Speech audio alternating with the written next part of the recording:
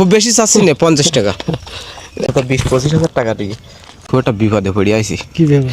আমরা দুই ভাই এলাম ঘুরতে, আর ঘুরতে ঘুরতে বেশ এত দূর পর্যন্ত এসে বুঝতে পারি না। এখন কাছে যা টাকা পয়সা ছিল সব মনে করেন খরচ খরচা হয়ে গেছে।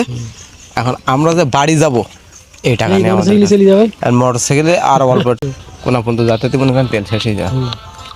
এখন যদি আমাদের একটু হেল্প করতেন, উপকার করতেন, তাহলে মনে হয় যে আমরা বাসা পর্যন্ত যাইতে পারতাম। এখন খুব একটা বিপদে পড়ে গেছে।